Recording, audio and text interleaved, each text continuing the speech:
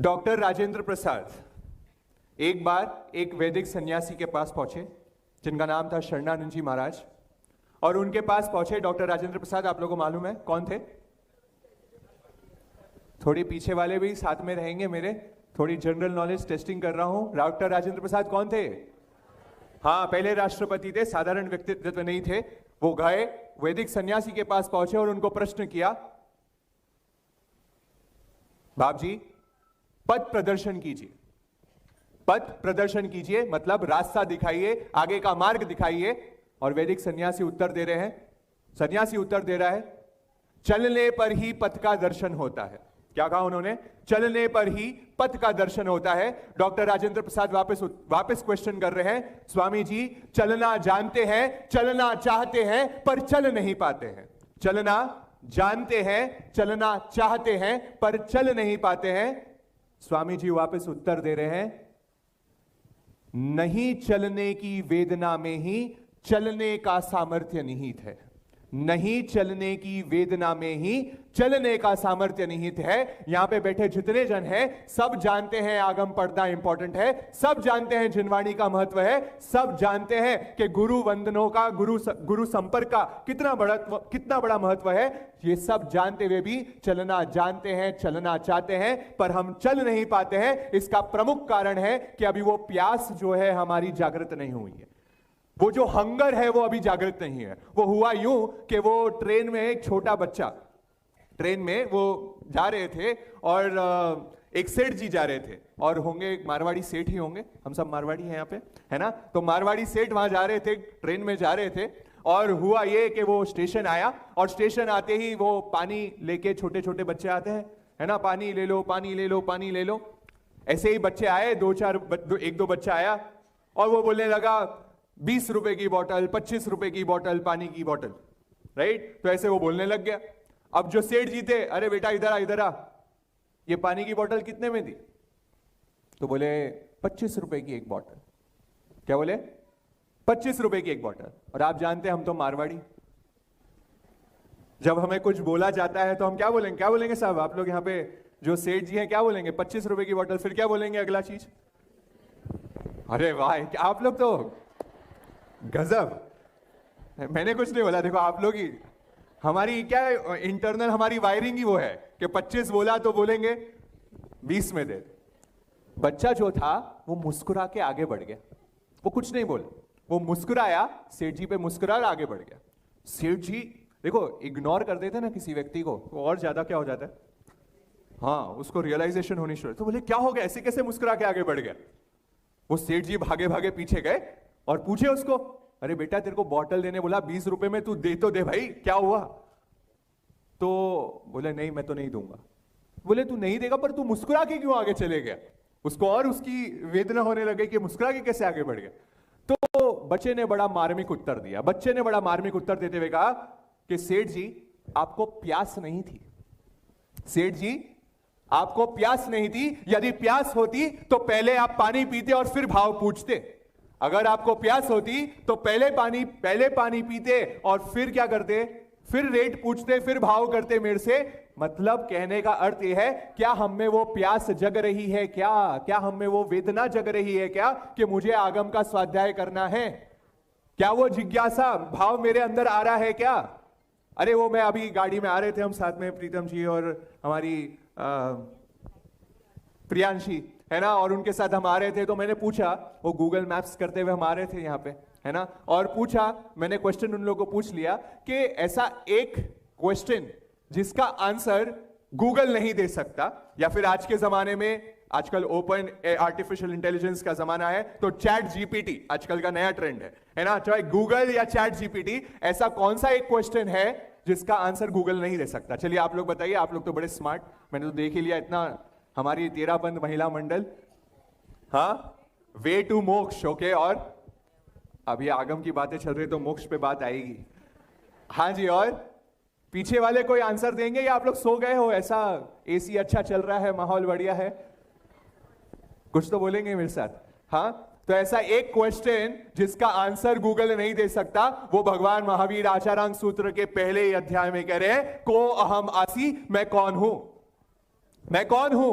मैं कहां से आया हूं, मैं कहां जाने वाला हूं? क्या इसका आंसर गूगल दे सकता है क्या? ये आत्मस्वरूप को पाने की जिज्ञासा, मैं कौन हूं? क्या मैं आत्मस्वरूपी हूं? क्या मैं परमात्मा स्वरूपी हूं? क्या भगवान और मेरे और आप सबका जीव एक जैसा है? इसी आगम को, इसी तथ्य को आगे बढ़ाते हुए पूरा एक आगम भगवान ने रख दिया, जिसका नाम रख दिया श्री रायप्प श्रेणी सूत्र, जिसमें आत्मा की जो बात उल्लेख किया है, मेरे ख्याल से और कोई आगम में शायद ही उपलब्ध होगा। जो राजा प्रदेशी की कहानी में राजा प्रदेशी और केशी कुमार मास्टरमण की जो कहानी चली, और तेरापंथ महिला मंडल का बहुत बहुत कृतज्ञता अर्ज करता हूं कि वापस पुनः एक स्वाध्याय का अनुप्रेक्षा का ऐसा सुनहरा अवसर मुझे दिया कि वहां पे आत्म स्वरूप तक पहुंचने की खोज, ये कोई चैट जीपीटी आपको नहीं बता पाएगा। उसको क्वेश्चन कर लेना जाके, है ना, उसको पूछ लेना कि आत्म स्वरूप को कैसे करें, भेद विज्ञान को कैसे प्राप्त करें। Raja Pradeshi was a very scientific person, बहुत ही वैज्ञानिक पर्सन था। इतने एक्सपेरिमेंट्स उसने आत्मा की खोज के लिए करे। आपने और मैंने कितने करे, हम खुद को क्वेश्चन करें। वो जिज्ञासु था क्योंकि उसको प्यास थी आत्मस्वरूप की। क्या हमें प्यास आ रही है आगम का स्वाध्याय करने की? चलिए थोड़ा सा एक्टिविटी कर लेता हूं, क्योंकि मैं जयपुर से आया हूं तो मैं देखता हूं। ओके चलो, I have this 100 rupees note with me. चलेगा ना, मैं कोई दिक्कत तो नहीं है? तो किसको चाहिए ये 100 रुपीज का नोट? महाराज साहब तो देखेंगे, महाराज साहब को तो वो तो अपरिग्रह सिद्धांत पे है, ठीक है, पर हम तो परिग्रह वाले, हमें तो कोई दिखाए तो भाई, व्हाई नॉट? हाँ जी, किसको चाहिए 100 रुपीज का नोट? पीछे वाले, हाँ चाहिए क्या? वो मुझे लग रहा है कि 100 रुपए क्या बॉम्बे के हिसाब से थोड़े कम है। महाराज साहब आप जानते हैं 100 रुपए से आजकल कुछ भी नहीं होता है।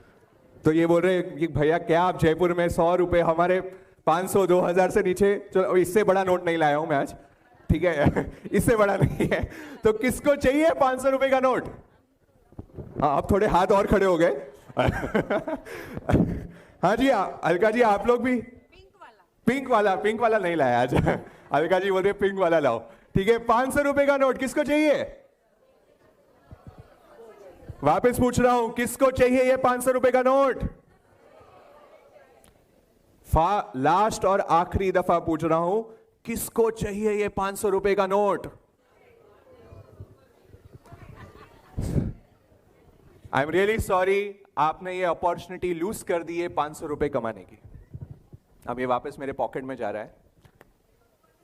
अगर आपको ये 500 रुपए चाहिए थे तो मुझको चाहिए करने से 500 रुपए आपके पास नहीं आते। अगर आपको एक्चुअल में चाहिए थे तो आप यहां पे आते स्टेज पे और मेरे से छीन के ले जाते। ये प्यास होती है क्या? आपको लगता है गुरु भगवंत एक एक के घर पे जाएंगे, आचार्य मास्टरमण जी एक एक के घर पे जाएंगे, पर्सनली इन्विटेशन देंगे, बेटा आओ आओ धर्म सीखो, आगम सीखो, या आपको उनके पास जाना पड़ेगा? You have to go and grab the opportunity. Success will never come to you. सफलता आपके पास कभी नहीं आने वाली। आपको लगता है बैठे बैठे आत्म तत्व हमारे पास आ जाएगा, आपको लगता है बैठे बैठे स्वाध्याय सब चीज हम अंदर से सीख लेंगे? It will never happen that way. आपको खुद जाना पड़ेगा। स्टेज पे आके 500 रुपए लेके जाते, ये सक्सेसफुल होने की निशानी है, इससे सफलता प्राप्त हो रही है। आचार्य प्रवर का चातुर्मास हो रहा है, वो तो आ रहे हैं, वो अमूल्य है, वो तो अमूल्य है, वो आ रहे हैं। आप कितना आना चाहते हो?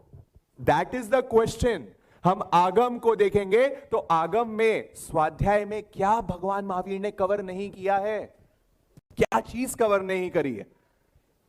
चाहे मैं बॉडी के लेवल पे बात करूं, शरीर के शारीरिक लेवल की बात करूं, तो 2016 में नोबेल प्राइज विनिंग कंसेप्ट हुआ जिसे कहा ऑटोफैगी। जिसमें कहा कि जब आप उपवास करते हैं, है ना, योशिरामा ओहोसुकी जापानीज एक साइंटिस्ट हुआ जिसको नोबेल प्राइज मिला गया इस कंसेप्ट के लिए कि ऑटोफैगी करके कंसेप्ट होता है। जब आप लोग उपवास करते हैं, वो नोबेल प्राइज विनर कह रहा है कि उपवास करोगे तो आपका शरीर जो है ज्यादा स्वस्थ रहेगा, क्योंकि बॉडी अपने आप खुद के तत्व को, डेड सेल्स को खानी शुरू कर जाती है। हमारे भगवान ने तो कब से कह दिया। चलो वो छोड़ो, आप लोग ट्विटर तो जानते हो, ट्विटर जानते हैं क्या? आप लोग यूज भी करते होंगे। ट्विटर का फाउंडर कोई मालूम है? हाँ, यहां पे यंग वाले तो बता देंगे ट्विटर का फाउंडर।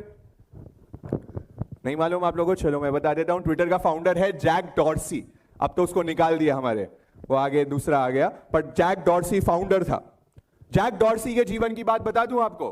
कोई जैनी व्यक्ति नहीं है, कोई तेरापंथी व्यक्ति नहीं है, कोई आचार्य महाश्रमण से जुड़ा हुआ व्यक्ति नहीं है, पर वो व्यक्ति ओ मैड करके कुछ चीज फॉलो करता है। ओ मैड, ये आजकल पूरे वर्ल्ड में आपने सुना होगा इंटरमिटेंट फास्टिंग की ट्रेंड हुई है। आप लोग ने भी सुना होगा, आपके यंगस्टर्स को, आपके बच्चों को, है ना, वो बोलेंगे मैं आजकल डाइट वाइट डाइटिशियन और ये सब जिम वाले हैं ना, वो लोग बोलेंगे कि हम क्या करेंगे, इंटरमिटेंट फास्टिंग फॉलो कर रहे हैं। इट्स लाइक अ फैड, वो फैशन स्टेटमेंट हो गई है ना। अब इंटरमिटेंट फास्टिंग क्या है? तो हमारा जैक डॉर्सी पता है क्या करता है? वो 1 मील अ डे, ओ मैड, क्या कह दिया? 1 मील अ डे, मतलब समझते हो आप लोग? हमारी भाषा में क्या कहते हैं उसे? एकाशना। अब उसको क्या कह दिया? पैकेजिंग देखी क्या आप लोग ने? 1 मील अ डे, और वो उसको रेगुलरली फॉलो कर रहा है। वो दिन में एक ही बार खाता है। और आगे सुने, जैनी व्यक्ति की बात नहीं बता रहा हूं, उसको देख के हमें सीखना है कि हम क्या कर रहे हैं। मंडे टू फ्राइडे एक बार खाता है, सैटरडे संडे 2 दिन कुछ नहीं खाता है, उपवास, बेला। फिर वापस मंडे आ जाएगा, वापस एक दिन एक बार में एक ही दिन खाएगा। अच्छा, वो क्यों कर रहा है? आत्म तत्व को प्राप्त करने के लिए। किसके लिए कर रहा है? उसका फोकस क्लियर है, मैं कितना कम खाऊंगा, मेरे कम खाने से मेरा ब्रेन ज्यादा एक्टिव हो रहा है, और मेरा ब्रेन ज्यादा एक्टिव हो रहा है, मेरे बिजनेस में बहुत ज्यादा एफिशिएंसी मेरी बढ़ रही है। एक बाहर का व्यक्ति अपने बिजनेस को बढ़ाने के लिए इतना काम कर सकता है, इतनी चीजें प्रयोग में ला सकता है, तो हम कितने करने चाहिए?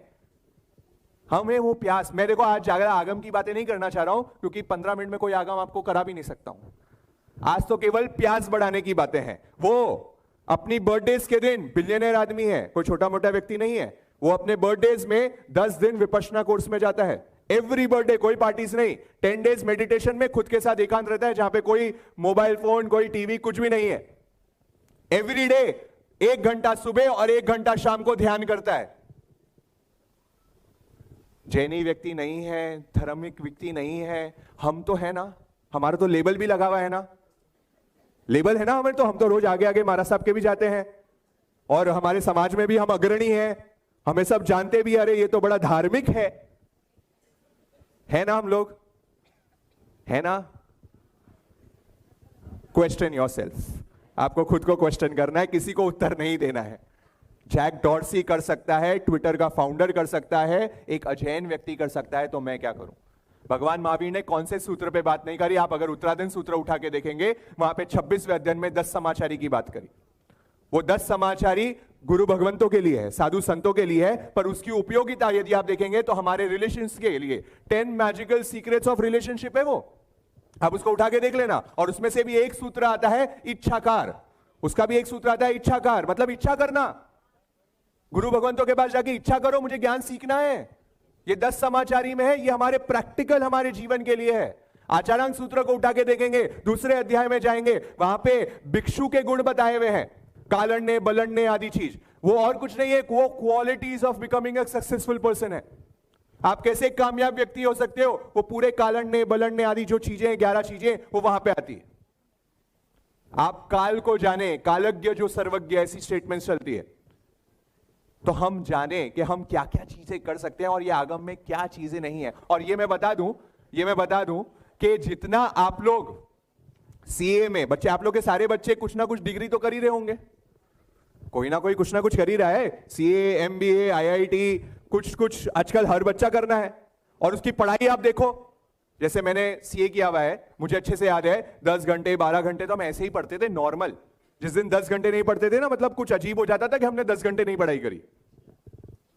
अगर मैं मेरी सीए की पढ़ाई का केवल 20% भी पढ़ लूं ना, नॉट इवन 20%, मैंने सारे मेरे आगम कंप्लीट कर सकता हूं, पूरा कोर्स 32 आगम, इतना ही है हमारा, कुछ ज्यादा लंबा चौड़ा कुछ नहीं है। पर क्या हमने हमारे बच्चों को वो एनवायरमेंट या फोर्स किया जितना फोर्स उसको सीए की पढ़ाई या एमबीए की पढ़ाई या आईआईटी की पढ़ाई के लिए कर रहे हैं? प्रश्न वो है, बच्चा पढ़ना नहीं चाहता ऐसी बात नहीं है, हमने कभी उसको बोला ही नहीं, ये प्रॉब्लम है। क्या हमने उसको आगम जैसी चीज बताई कि इतनी इतनी चीजें होती है उसमें? ज्ञाता धर्म कथांग सूत्र में इतनी कहानियां हैं, रायपसेणी सूत्र में ऐसा है, आचारांग सूत्र में ऐसा है, सूत्र कथांग में ऐसा है। हम क्या बताएंगे भैया, हमें तो खुद कोई। इसलिए ये आगम महोत्सव का बड़ा इंपॉर्टेंस है, राइट। तो ये जिनवाणी, क्या मेरा टाइम आप मुझे बताना, हो गया ना? मैं ज्यादा ले लिया हूं, ठीक है। तो ये मैं समराइज करता हूं कि ये इंपॉर्टेंस है हमारे जिनवाणी की, और हमें चलना होगा, जहां से शुरुआत करी वहां से आगे बढ़ रहा हूं। नहीं चलने की वेदना में ही चलने का सामर्थ्य निहित है। मुश्किलों भरी राह से गुजरना होगा, अंधेरे में भी दीपक बन के जलना होगा, कीचड़ में भी कमल की तरह तुम्हें खिलना होगा। राही तुम्हें बस यूं ही चलना होगा, राही तुझे बस यूं ही चलना होगा। उठ उठ, ये वक्त नहीं है खोने का, ये वक्त नहीं है सोने का, ये वक्त नहीं है रोने का। उठ उठ, आप लोग सबके लिए कह रहा हूं, ये वक्त नहीं है रोने का, ये वक्त नहीं है खोने का, ये वक्त नहीं है सोने का। पैरों से नहीं चढ़े जाते पर्वत मेरे भाई, पैरों से नहीं चढ़े जाते पर्वत मेरे भाई। अपने हौसलों से शिखर पर चढ़ना होगा, राही तुझे बस यूं ही चलना होगा, राही तुझे बस यूं ही चलना होगा। बहुत बहुत धन्यवाद आप सभी जनों का, बहुत बहुत आभार। और भगवान की वाणी के विपरीत कुछ भी आगम स्वाध्याय के यहाँ पे और आज के में कुछ भी अविनय आशातना हुई हो, साधु भगवंतों की कुछ अविनय आशातनाएं हो, तो उसके लिए बारंबार क्षमा याचना। धन्यवाद। जय Jinendra. Thank you very much निपुण जी, बहुत ही सुंदर सेशन के लिए धन्यवाद।